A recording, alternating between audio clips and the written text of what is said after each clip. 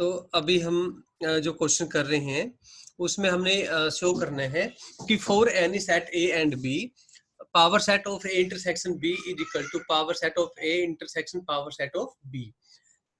अब डेफिनेशन हमें पता है पावर सेट की, क्या होती है भी पावर सेट की definition? Set of all subsets of A. हमें प्रूव करना है power set of A intersection B is equal to power set of A intersection power set of B.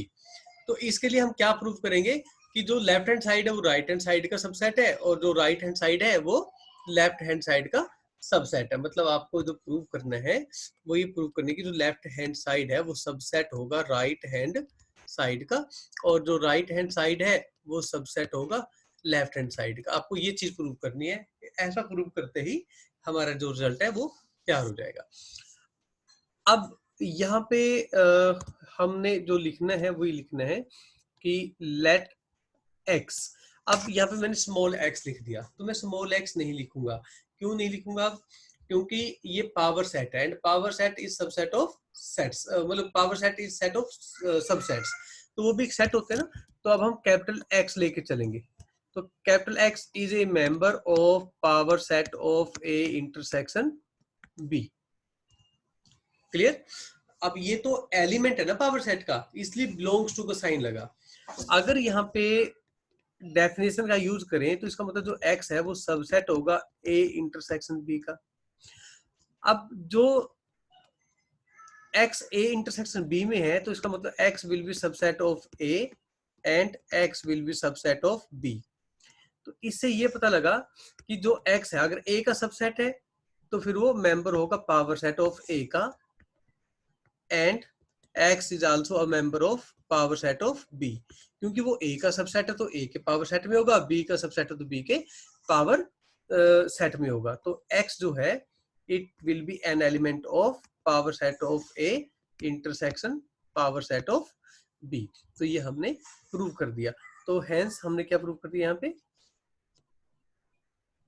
Hence power set of a intersection b is subset of power set of A intersection power set of B. ये बन गई equation number 1।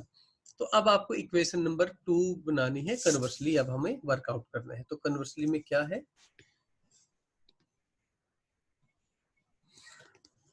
Conversely में हम लिखेंगे late जो y है it is an arbitrary element of power set of A intersection power set of b। तो यहाँ से पता लगा कि जो y है it is a member of power set of a and y is a member of power set of b। अगर देखो y पावर सेट का मेंबर है तो y जो है वो सबसेट होगा a का एंड जो y है it is also a subset of b। और इसके बाद ये पता लगा कि जो y है it is a subset of a intersection b by definition of intersection. तो y जो है अगर a इंटरसेक्शन b का सबसेट है तो it will be a member of power set of a intersection b। तो यहाँ पे हमने क्या प्रूव कर दिया?